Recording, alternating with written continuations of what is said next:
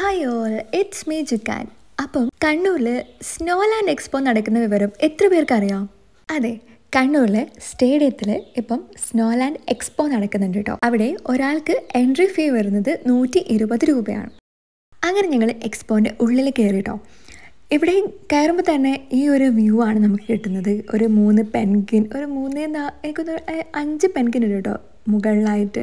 പിന്നെ സൈഡിലൊക്കെ ഇങ്ങനെ ഒരു സ്നോൻ്റെ ആ ഒരു ഇതിൽ സ്നോ ഫ്ലേക്സിൻ്റെ ആ ഒരു ഷേപ്പിൽ അവർ ഈ പഞ്ഞി കൊണ്ട് കുറേ ഇങ്ങനെ സംഭവങ്ങളൊക്കെ സെറ്റ് ചെയ്ത് വെച്ചിട്ടുണ്ട്. പിന്നെ നമ്മളിങ്ങനെ പോകുന്ന പാത്തിലൊക്കെ ഇങ്ങനെ ലൈറ്റൊക്കെ സെറ്റ് ചെയ്ത് കാണാനൊരു പ്രത്യേക ഭംഗിയായിരുന്നു കേട്ടോ.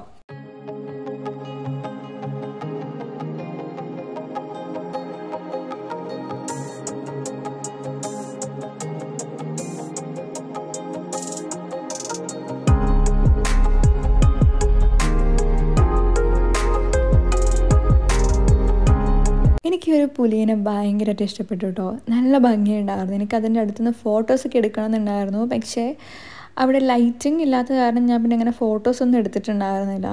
പക്ഷേ ചെറിയ കുട്ടികൾക്കൊക്കെ നല്ലൊരു അടിപൊളി എക്സ്പീരിയൻസ് ആയിരിക്കും എന്ന് എനിക്ക് തോന്നിയിട്ടുള്ളത് കേട്ടോ.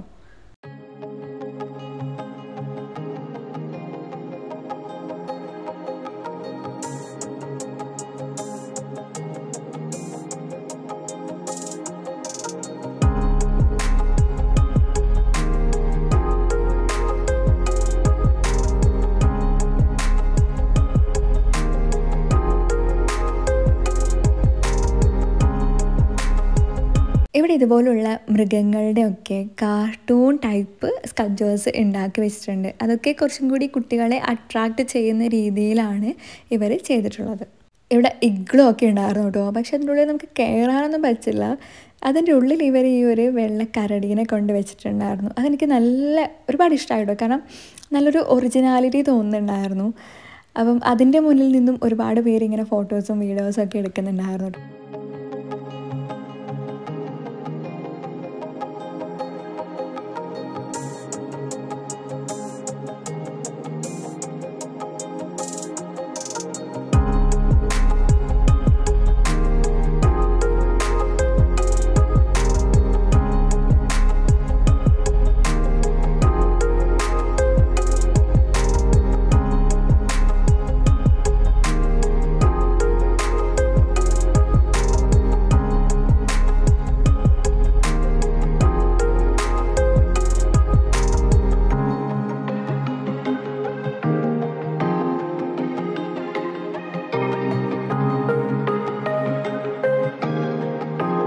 ഈ കുട്ടി ആടിനെ എനിക്ക് ഒരുപാട് ഇഷ്ടമായി കേട്ടോ. അതിനെ കണ്ടാലും നമുക്ക് തൊട്ട് ഓമനിക്കാൻ തോന്നുന്നുണ്ടായിരുന്നു. അതുപോലെ തന്നെ അതിൻ്റെ മുകളിൽ ചെയ്ത ആ ഒരു മെറ്റീരിയലൊക്കെ നല്ല സോഫ്റ്റ് ആയിരുന്നു കേട്ടോ.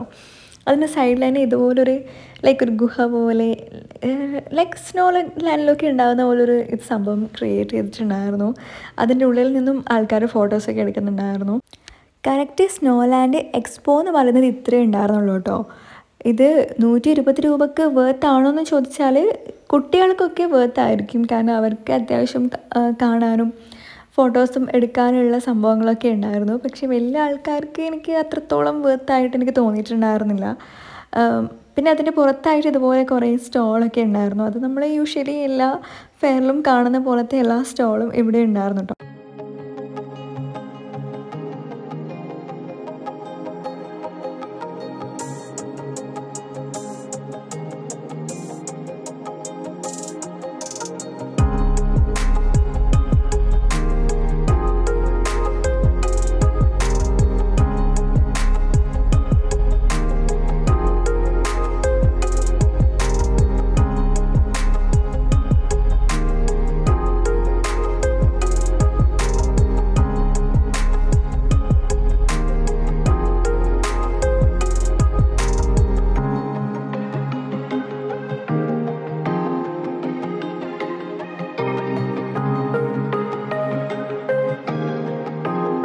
ഇവിടെ ഇങ്ങനെ വെറൈറ്റീസ് ഓഫ് പപ്പടങ്ങൾ സെല് ചെയ്യുന്നുണ്ടായിരുന്നു കേട്ടോ. അവിടെ തന്നെ അവരത് ഓരോന്നിൻ്റെ വെറൈറ്റീസും ആക്കിയിട്ട് നമുക്കത് ടേസ്റ്റ് ചെയ്യാൻ കൂടി തരുന്നുണ്ടായിരുന്നു. എനിക്ക് ഒന്നും അങ്ങനെ വലിയൊരു ചേഞ്ച് ആയിട്ട് എനിക്ക് തോന്നിയിട്ടുണ്ടായിരുന്നില്ല. കാരണം ഇതിൽ കോമൺ ആയിട്ട് നമ്മൾ കുറേയൊക്കെ കഴിച്ചിട്ടുള്ളതാണ്. ഈ ഒരു സംഭവം, ഈ ഒരു ബ്രൗൺ ആ ഒരു കുഴൽ പോലെയുള്ളത് ഞാൻ ഫസ്റ്റ് ടൈം കാണാറുണ്ടോ. പിന്നെ ഈ ഒരു കുട്ടി സംഭവം ഇതെനിക്ക് എന്തോ ഒരു നല്ലൊരു സ്നാക്ക് പോലെ ആയിരുന്നു തോന്നിയിട്ടുണ്ടായിരുന്നു. ഒരു പപ്പടം ആയിട്ട് ആ ഒരു ഫീൽ എനിക്ക് വന്നിട്ടുണ്ടായിരുന്നില്ല. പിന്നെ ഈ ഇടിയപ്പത്തിൻ്റെ ഷേപ്പിലുള്ളതൊക്കെ ഉണ്ടായിരുന്നു കേട്ടോ. പിന്നെ ഈ ഒരു സ്റ്റാർ ഷേപ്പ് വിത്ത് ഡിഫറെൻറ്റ് കളേഴ്സൊക്കെ ഉണ്ടായിരുന്നു.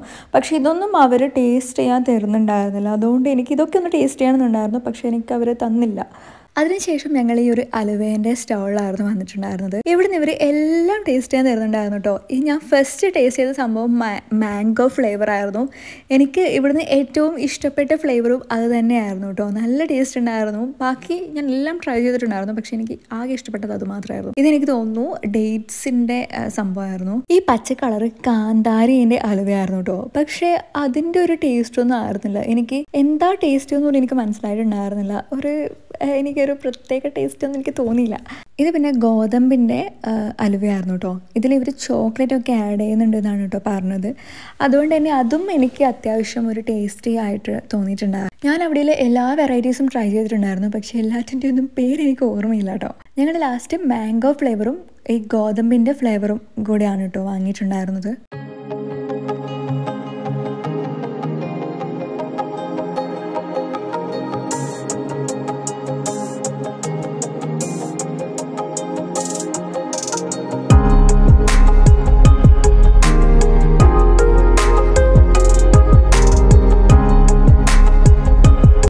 പുറത്തിറങ്ങി കേട്ടോ. പുറത്ത് ഇതുപോലെ ഒരുപാട് ഫുഡിൻ്റെ സ്റ്റോളൊക്കെ ഉണ്ടായിരുന്നു.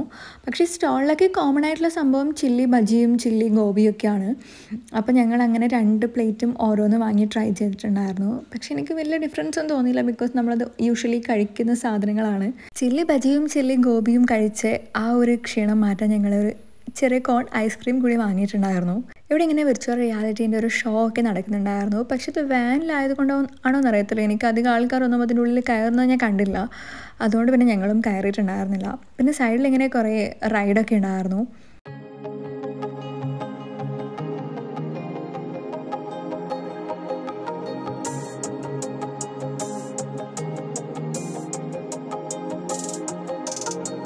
ഈ മാസം 29 വരെയാണ് കേട്ടോ ഈ എക്സ്പോ നടക്കുന്നത്. സോ കാണാത്തവരുണ്ടെങ്കിൽ വേഗം പോയി കാണും കേട്ടോ. അപ്പോൾ ഇത്രയൊക്കെയുള്ളൂ ഇന്നത്തെ വീഡിയോ എല്ലാവർക്കും ഇഷ്ടമായിട്ടുണ്ടാകുമെന്ന് കരുതുന്നു. ഇഷ്ടമായിട്ടുണ്ടെങ്കിൽ ലൈക്ക് ചെയ്യുക, സബ്സ്ക്രൈബ് ചെയ്യുക. അപ്പോൾ നെക്സ്റ്റ് ആയിട്ട് കാണുന്നവരേക്കും ബൈ.